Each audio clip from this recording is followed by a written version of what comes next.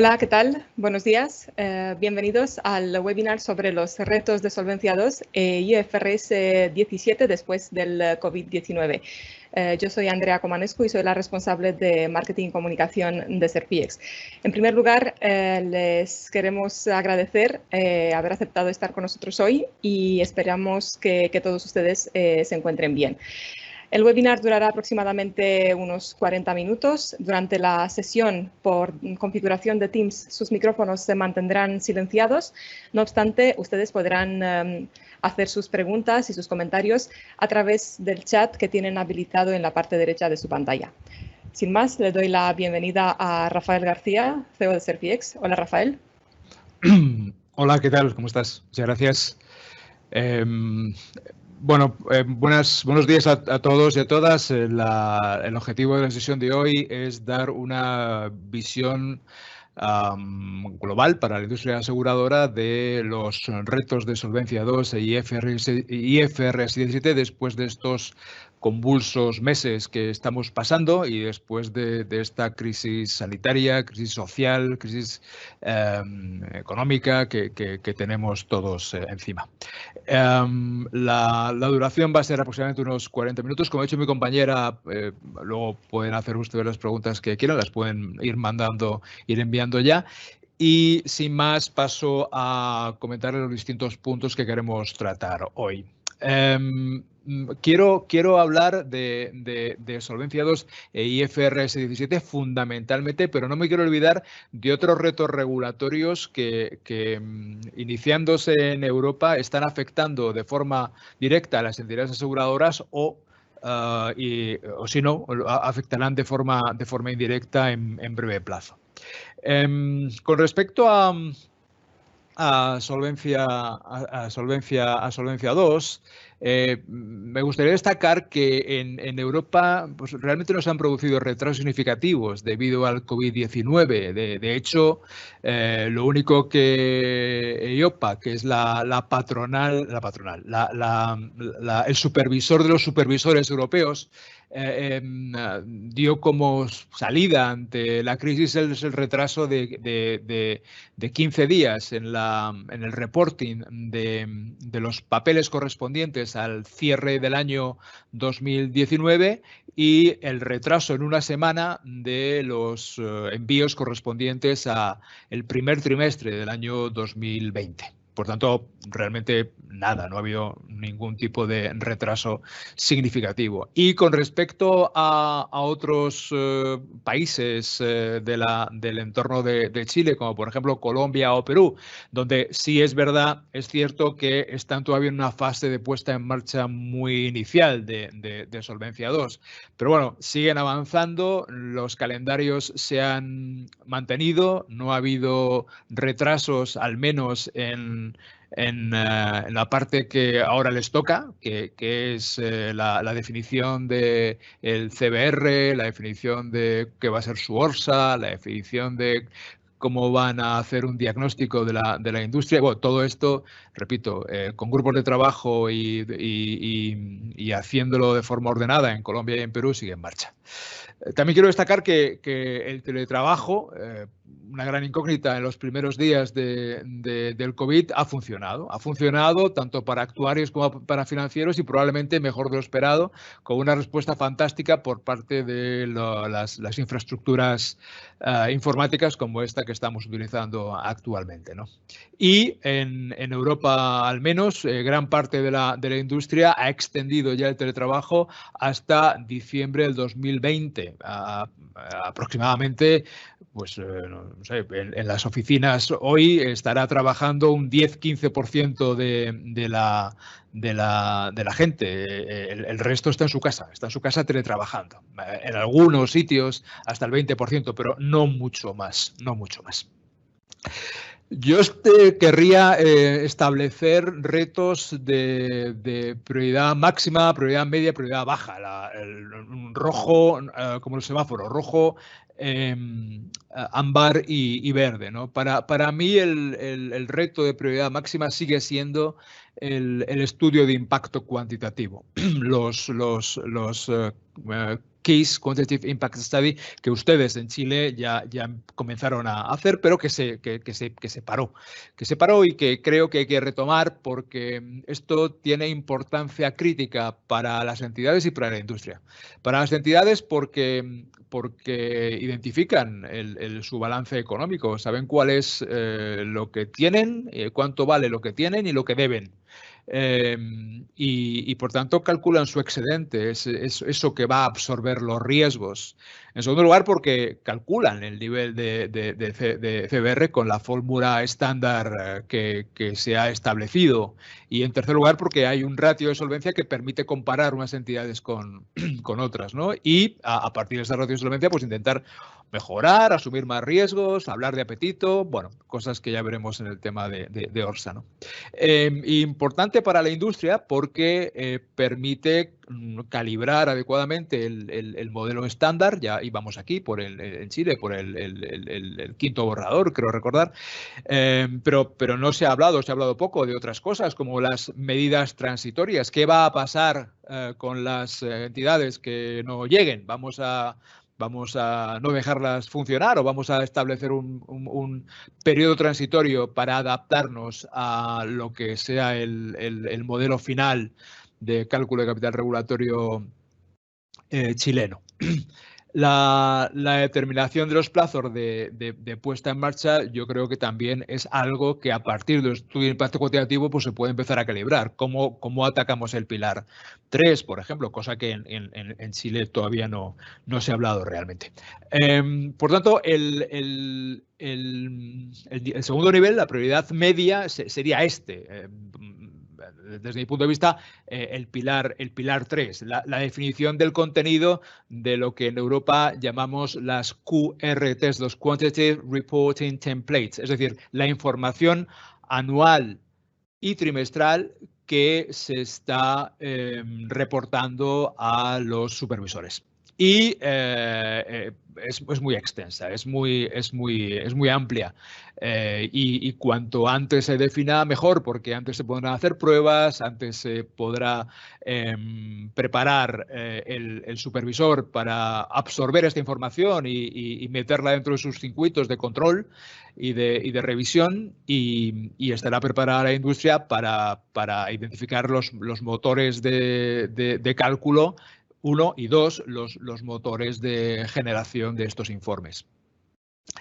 El pilar 3 no acaba con el reporting de la información cuantitativa, sino que empieza ahí realmente y continúa con algo que se denomina el informe sobre la situación financiera y solvencia. Este informe, saben ustedes que es anual y este informe habitualmente tiene un contenido estándar, pero hay que especificarlos, hay que prepararlo para que todas las entidades sean capaces de responder adecuadamente al contenido de este ISFS para que el supervisor lo pueda revisar y para que podamos comparar unas entidades con otras, que es el objetivo realmente de este informe. Recuerden que este informe tiene dos receptores. Uno, el supervisor, el regulador, y dos, o cualquier tercero, la industria, el ahorrador, el tenedor de la póliza, nuestros clientes, nuestros proveedores, porque esto se cuelga en la web de la entidad aseguradora para que todo el mundo lo pueda ver. Pero se cuelga una vez que se ha hecho la revisión por parte de un tercero. Es decir, hay una auditoría ISFS por parte de un tercero que va a permitir que esto efectivamente tenga calidad y que podamos colgarlo en nuestra página web y enviárselo a nuestro supervisor. La elección de este tercero que revise el ISFS, pues es una labor que habrá que hacer. Como cuando a ustedes en Chile les pidieron un informe diagnóstico de la situación IFRS 17 y les pidieron pues que un tercero, un auditor en este caso, supervisase todo esto, ¿no? Bueno, aquí no puede entra un auditor, pero entra un revisor actuarial también. Son las dos patas las que entran en este circuito.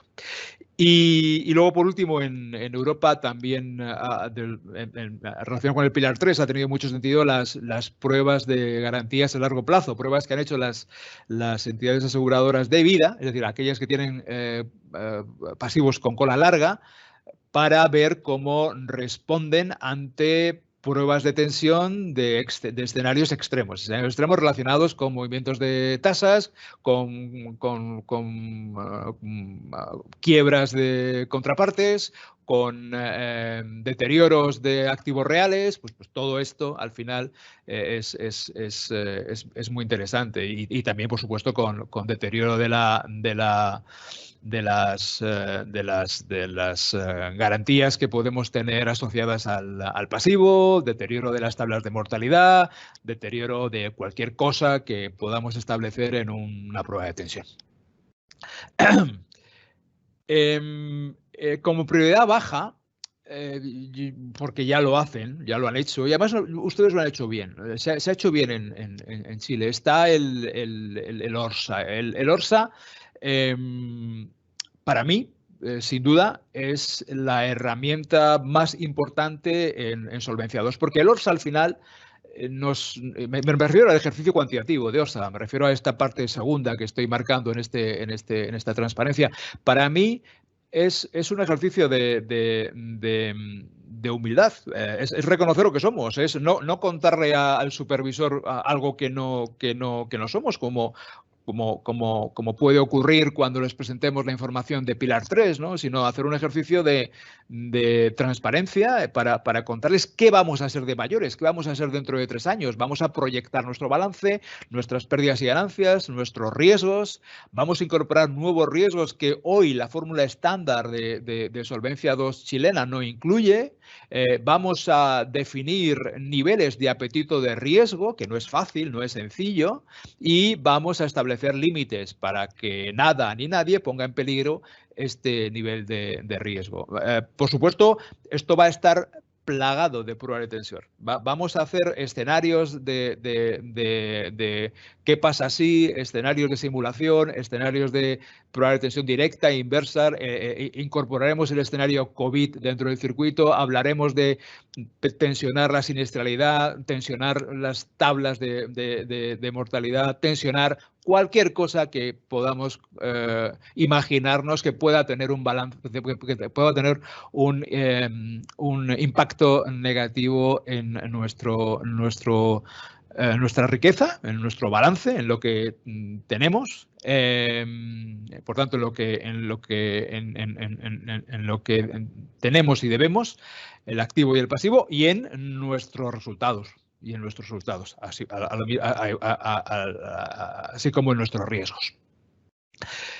Esto con respecto a Solvencia II. Con respecto a IFRS 17, me gustaría recordar también varias cosas. Primero, 2 hechos relevantes que yo creo que marcan carácter en lo que va a ocurrir en los próximos años en la industria. En primer lugar, que ha habido enmiendas a la norma IFRS 17, enmiendas cuyo objetivo ha sido reducir costes, porque efectivamente la industria ha identificado que estábamos haciendo algo complicado y algo demasiado complicado, y que no todo el mundo podía llegar a ello. Quizá los grandes nombres, las grandes multinacionales tenían capacidad para pues atacar este reto sin problema, pero los de la primera división, es decir, la Champions League, pero los de la primera división, la segunda división y la tercera división, sin duda no.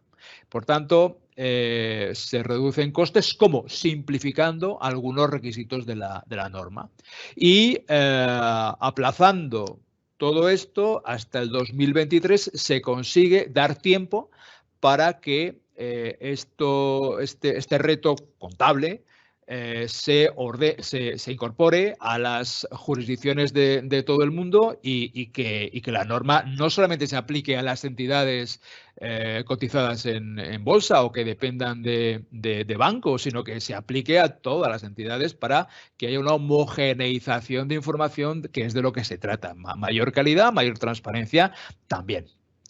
y que al final todos podemos competir con las mismas reglas y en el mismo campo de juego.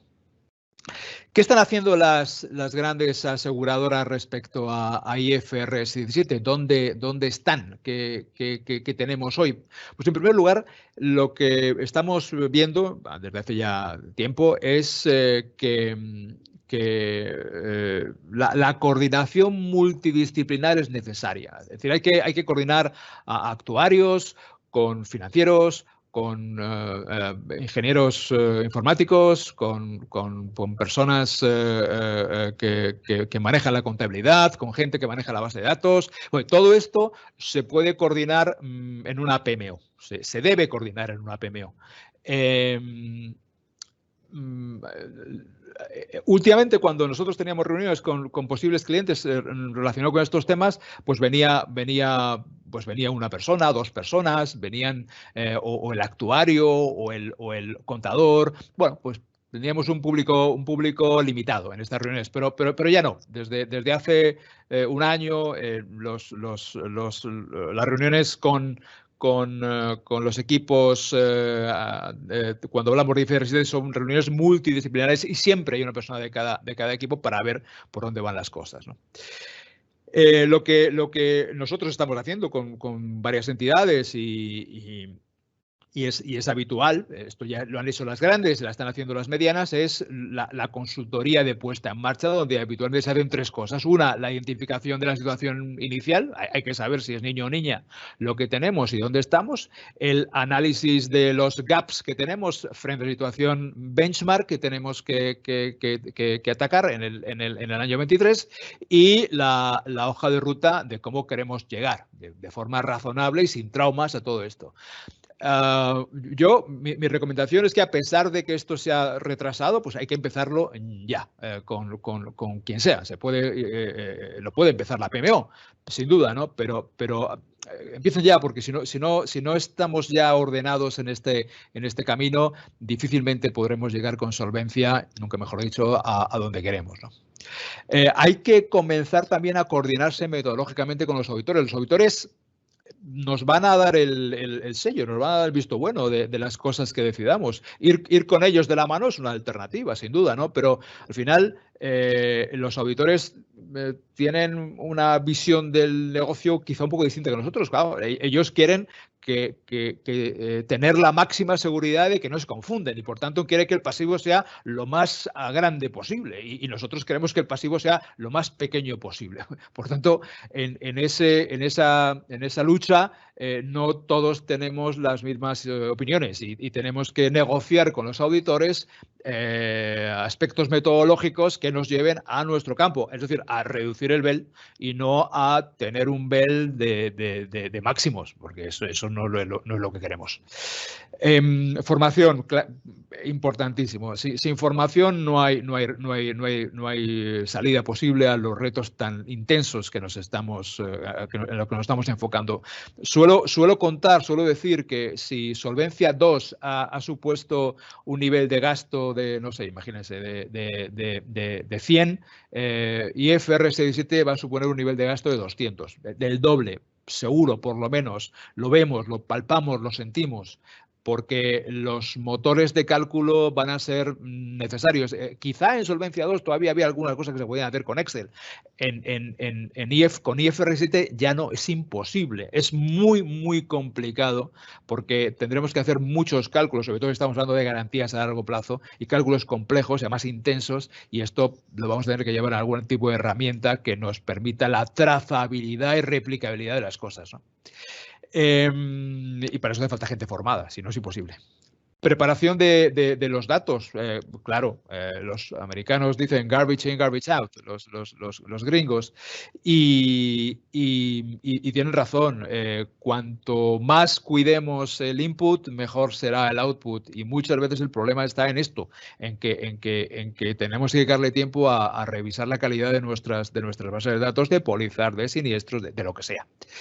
La evaluación de los motores de cálculo, como decía, es importante porque, repito, ya no vale Excel. El primer balance económico completo o parcial, depende, probablemente estará disponible ya para muchas entidades, al menos los que son clientes nuestros en estos temas, para finales del 2021 seguro. Tenemos que tener esto ya cerrado para el 2021.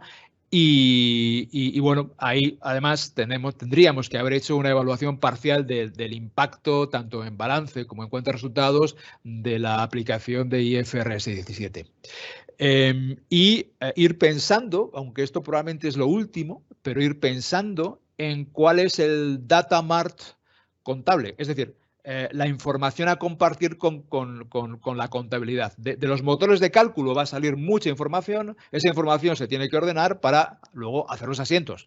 Por tanto, hay que llevarla a algún sitio para que luego una contabilidad la pueda leer.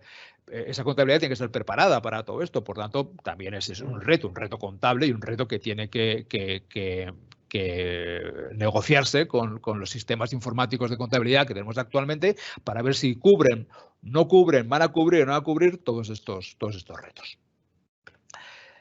A partir de aquí y en el tiempo que queda, nada, en 15 minutos les quiero contar otros retos de la industria financiera que tienen que ver de forma directa o indirecta con las entidades aseguradoras y que me gustaría recordarles dónde están y si se han parado o no se han parado. En primer lugar, el famoso Basilea III, es decir, la solvencia 2 de los bancos.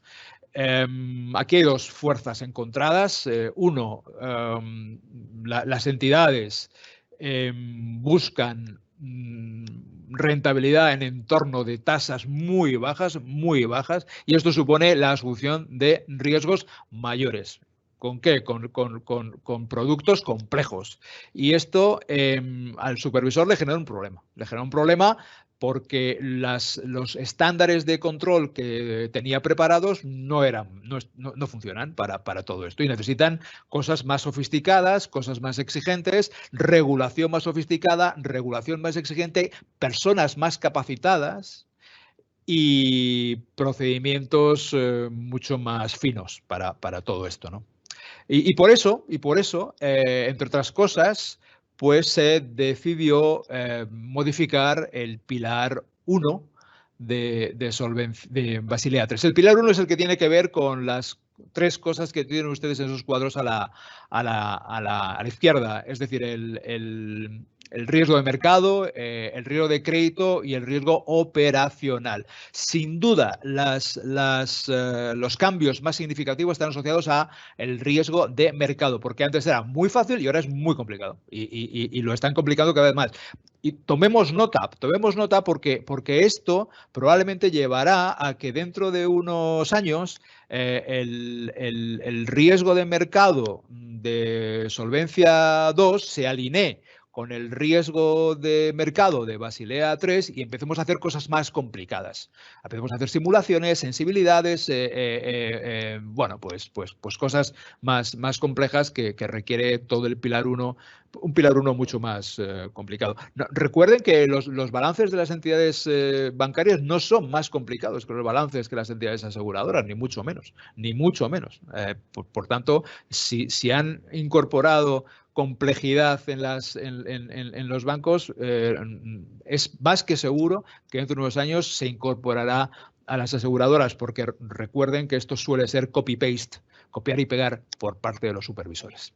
Hay menos novedades respecto a la parte de crédito, muy pocas con respecto a la parte operacional, o alguna con respecto a la operacional, pero no son significativas, son sencillas. Y luego, en el lado de la derecha, tenemos el pilar 2, todo lo que hace referencia a los riesgos estructurales de balance o lo que hace referencia a los ratios de liquidez. La parte de la izquierda genera carga de capital regulatorio, la parte de la derecha, pilar 2, genera información adicional para el supervisor si quieren pues ponernos más carga de capital o ponernos más obligaciones o ponernos más de lo que sea. Las modificaciones del pilar 1 estaban previstas para marzo de 2020 y estas sí que se han pospuesto. Se han pospuesto en Europa hasta diciembre del 2020. Todo esto en la industria latinoamericana en general pues suele ir con un par de años de retraso. Por tanto, bueno, pues todo llegará, pero probablemente llegará primero el pilar 2 antes que el pilar 1, este FRTB que ven ahí, que es el que digo que es tan complicado, o más complicado que lo que teníamos antes, y de luego bastante más complicado que lo que prevé el modelo, el CBR, para los cálculos de riesgo del mercado de las aseguradoras. Con respecto a otro riesgo, el riesgo de liquidez, y cuando me estoy refiriendo al riesgo de liquidez, me estoy refiriendo fundamentalmente al riesgo de profundidad de mercado. Es decir, no al riesgo de tener dinero antes de que tengamos que pagarlo. Es un riesgo ALM. Aquí estoy insistiendo más, o las autoridades europeas han insistido más sobre el riesgo de profundidad de mercado, y esto muy en línea con lo que ha ocurrido en la crisis COVID. Queríamos vender bonos ilíquidos o bonos high yields y era imposible. Queríamos vender acciones small caps y era imposible. O si era posible, el gap, el coste asociado al riesgo de iliquidez era demasiado elevado, y yo creo que tirar el dinero tampoco es plan, ¿no? ¿Qué información nueva se está solicitando? Porque se está estudiando mucha información en este punto. Y recuerden que el tema del riesgo de liquidez no es un tema solucionado por el CBR chileno, ni por el SCR europeo, ni por ninguna legislación de Solvencia II. Esto no entra dentro de la fórmula estándar de Solvencia II, sino que si has hecho bien tus deberes, entra en los nuevos riesgos que tienes que reportar en el pilar 2, entra en el ORSA. ¿Y cómo afecta esto a tu cartera si es que tu cartera está llena de cosas ilíquidas y que tendrían un impacto significativo de riesgo de iliquidez, ¿no? Bueno, pues nos están obligando, esto ya por ley, por norma, a los fondos de mutuos en Europa, y a los bancos en Europa, les está obligando a establecer un ranking de liquidez, es decir, a hacer un rating, de alguna forma, de los activos de renta fija y renta variable, y poner una nota. Este bono es un 7, este bono es un 4, este bono es un 2. Y este bono es, desde el punto de vista de liquidez, es AAA, y este bono es, y este otro bono es W. Nos están pidiendo un test de profundidad de mercado, es decir, si yo voy al mercado y quiero vender un 5, 10, 15, 20% de mi cartera, ¿cuánto pierdo? Y si esto lo hago en un día, en una semana o en 10 días, ¿pierdo más o pierdo menos?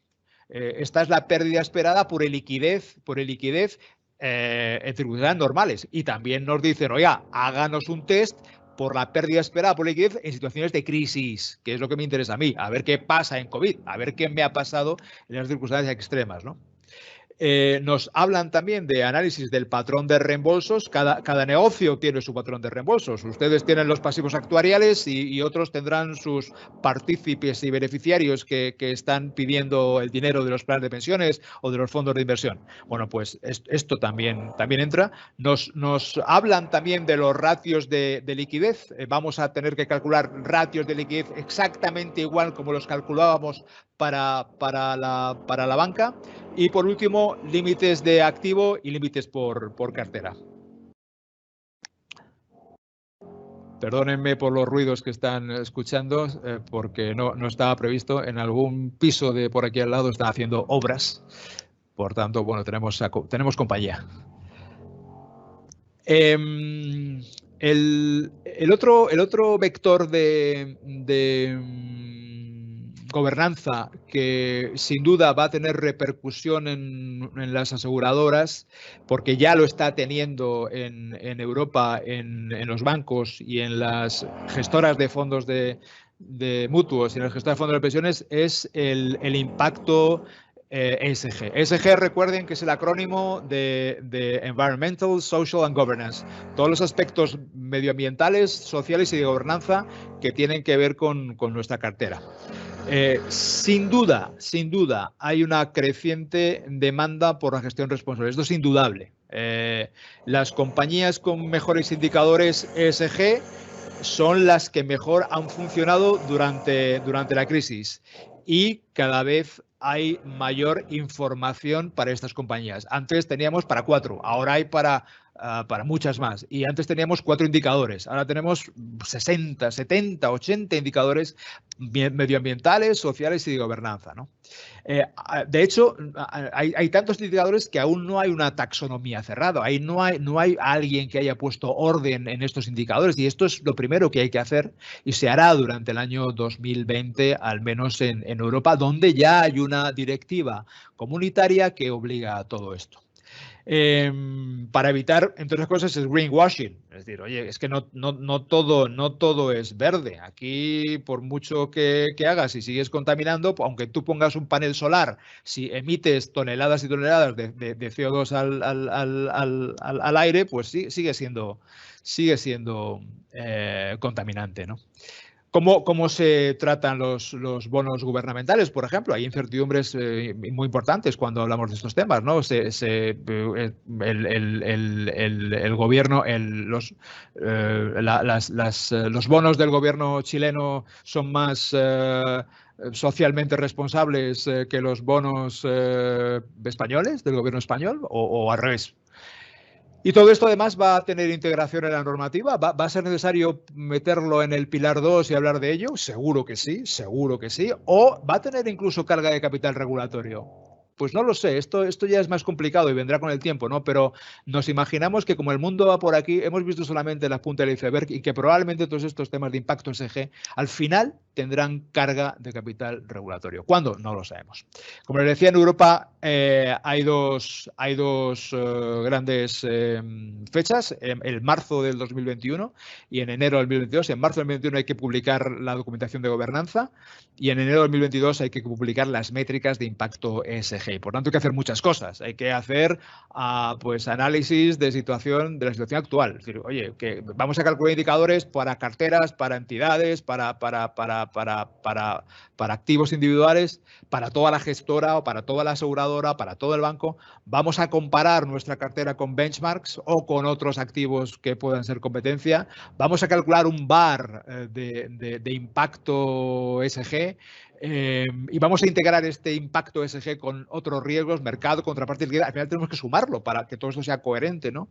Vamos a identificar límites de exposición medioambiental, social o de gobernanza y vamos a dibujar un contenido de información para clientes actuales y futuros que sea transparente, que sea claro, que sea limpio, que sea fácil y que sirva para el objetivo, que es que identifiquen si vamos o no en la línea. No se trata de ser verdes, no se trata de necesariamente apostemos por una industria, por activos que estén en la industria verde.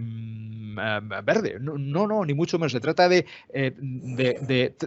forma transparente decir dónde estamos. ¿Por qué? Porque aquellas entidades que necesiten transformarse hacia estándares de impacto ESG más livianos tendrán más problemas. Iberia, compañía aérea que emite CO2 y mucho, tendrá que hacer muchas cosas y gastará mucho dinero y a lo mejor otra compañía que ya lo tiene solucionado, pues gastará menos dinero.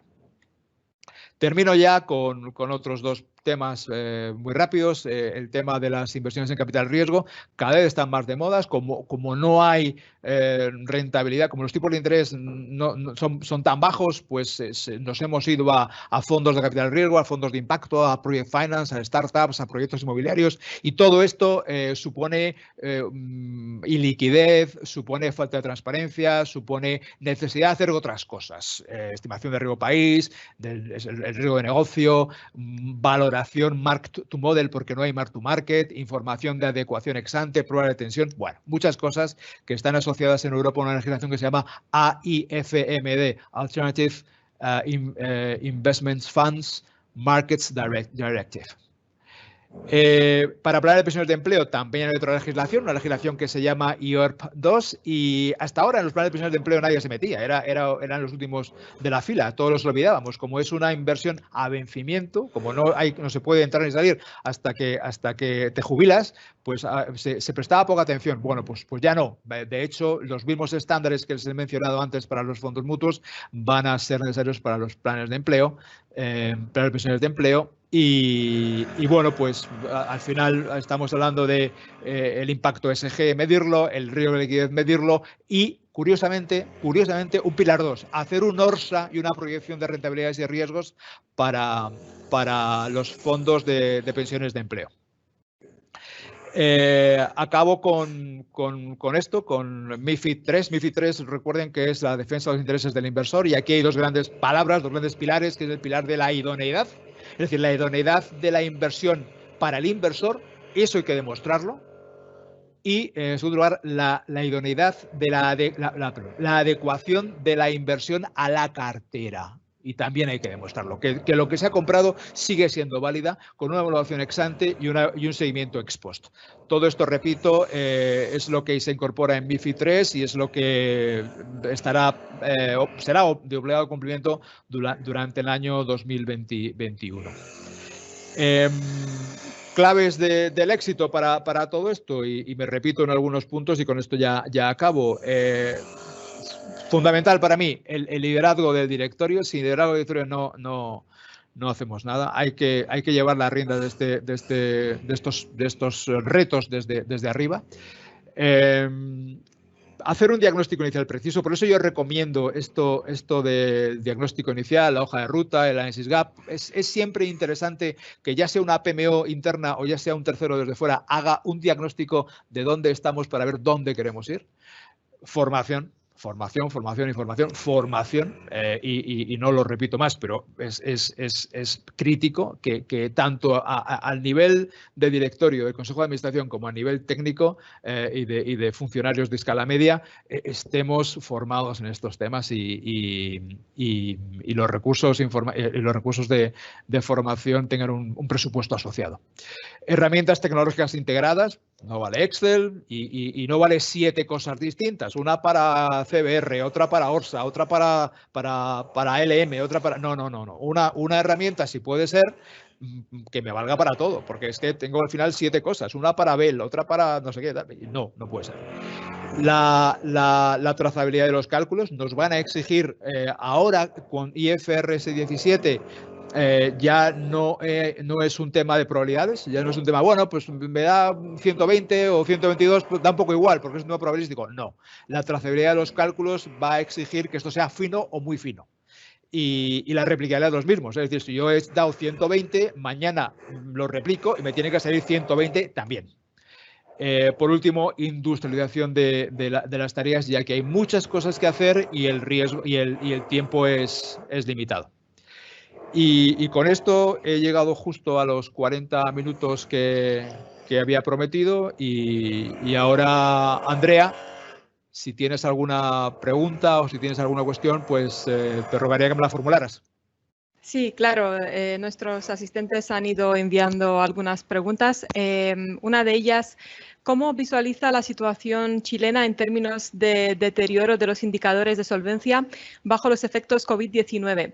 Como, por ejemplo, incremento de la mortalidad de largo plazo por la prevalencia del COVID, efectos de alta volatilidad de los mercados internacionales y su incidencia regional, o el efecto en aseguradoras del Grupo Salud por incremento de sus gastos asociados al COVID-19.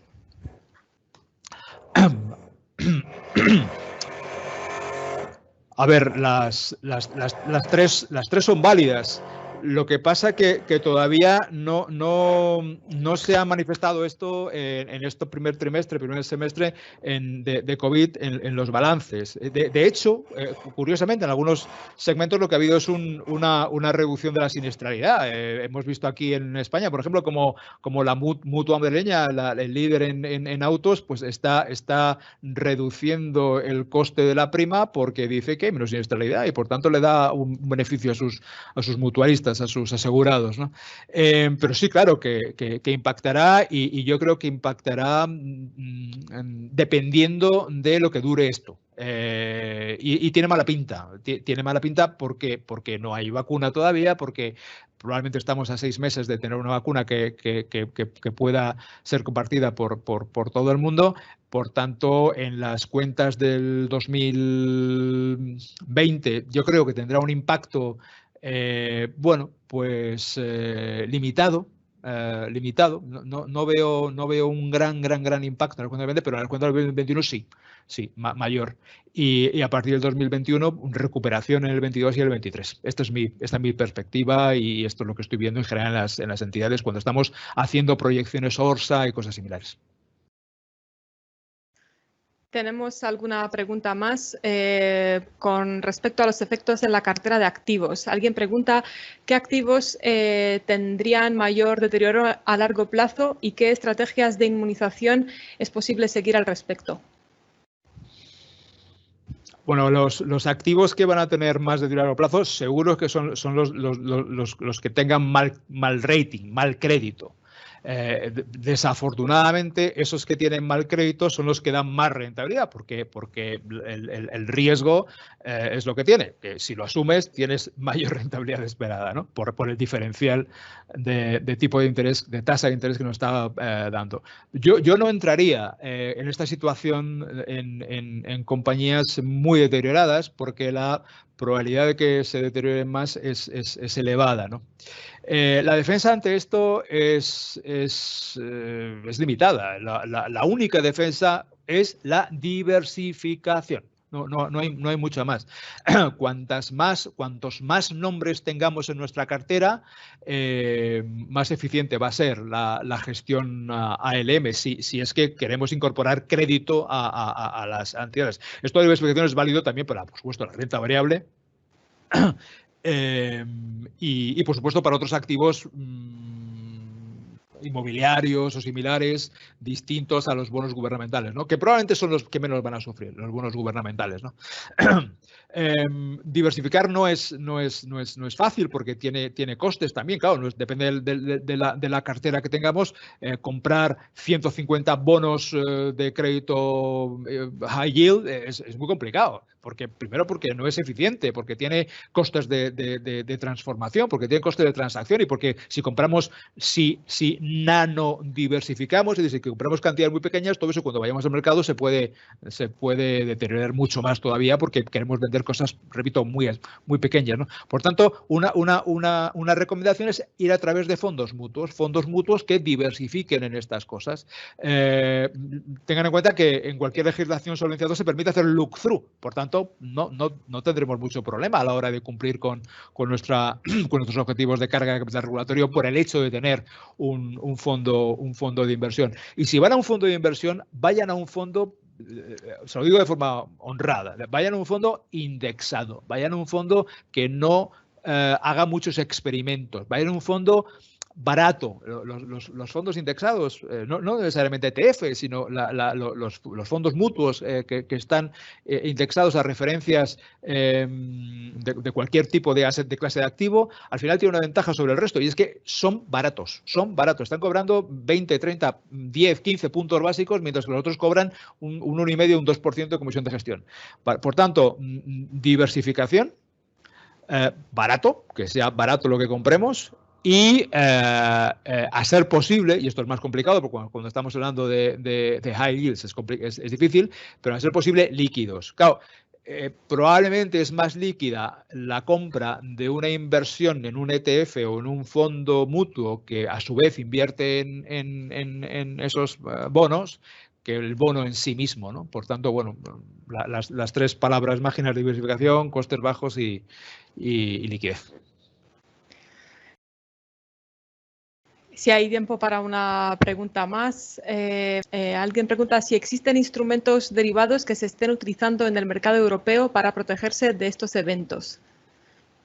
No, de los eventos COVID, no, en absoluto. Bueno, es más, quien los ha utilizado a partir de mediados de abril, más o menos, pues se ha confundido claramente, porque el mercado financiero en el mundo en general, no en todos los sitios, pero en el mundo en general se ha comportado de una forma no esperada. después de una crisis como esta. Es verdad que hay economías y zonas como no sé, como Estados Unidos. Cuando hablemos de bolsa y hablemos de renta de bonos luego, pero en bolsa como el Standard & Poor's o el Nasdaq, que el Nasdaq está en positivo, el Standard & Poor's está casi en positivo también, China está en positivo, pero bueno, luego hay otros países en Latinoamérica que están negativos. España mismo la bolsa española pierde un 20 y tantos %. Es decir, de los máximos de pérdida de 40%, algunos han recuperado el 40% y otros se han quedado a medio camino, ¿no? Pero en media el comportamiento ha sido bastante mejor que lo esperado. Y una cartera diversificada que a principio de año estuviese en 100, una cartera de bolsa diversificada que a principio de año estuviese en 100, ahora está en 95, pero no está en 80, está en 95. Repito, está en 95, una cartera diversificada. Claro, si hubiésemos cubierto, porque nos hubiese dado miedo el riesgo equity en ese momento, pues probablemente hubiéramos tenido un problema. Es decir, en este caso ha sido mejor no cubrir que cubrir. Con respecto a los bonos, pues casi parecido. El pánico de las primeras jornadas o el primer mes, desde el mes de marzo en general, pues se acabó en cuanto empezaron a sacar la manguera de inyección monetaria y de recursos por parte de los bancos centrales, ¿no? Está plagado el mundo de dólares, de euros, de pesos, de todo, porque se ha dado a la máquina de hacer dinero, ¿no? Claro, esto vamos a necesitar tanto dinero para cubrir tantas cosas, y esto no es infinito, que la verdad es que hay mucha gente que no sabe qué hacer con tanta liquidez, y por eso probablemente es una de las causas por las cuales los mercados de renta variable pues no hayan perdido tanto de lo esperado. Y es que no hay alternativas, como la alternativa a recibir 0 o 1 o 2 de tasa de interés en un government es poner tu dinero en renta variable, y bueno, pues es lo que está ocurriendo, ¿no? Y los bonos que tuvieron, los bonos, fundamentalmente los bonos high yield, que tuvieron un comportamiento muy negativo durante el primer mes de la crisis COVID, pues han mejorado mucho, mucho más de lo que mejoraron con la crisis de crédito del 2008. Y en el caso de los governments, pues es que por ejemplo, los governments europeos, pues que han recuperado todo lo que habían perdido. La prima de riesgo país de España, por ejemplo, por decirle uno, frente a Alemania, a finales de febrero estaba en 90 puntos básicos y hoy está en 85. O sea, que es que no ha pasado, parece que no ha pasado nada. Y fíjense lo que tenemos encima. Ya no tenemos más preguntas. Solamente hacer un comentario que la grabación estará disponible en breve. Les mandaremos el enlace para poder revisar este webinar, también la presentación, y agradecerles haber estado con nosotros hoy. Sí, Andrea, muchas gracias.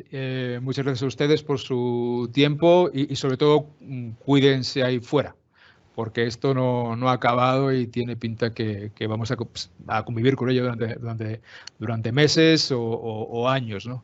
Por tanto, cuídense mucho, porque todo empieza por una forma de comportarse personal ordenada. Y nada más. Muchas gracias. Hasta luego. Muchas gracias. Adiós.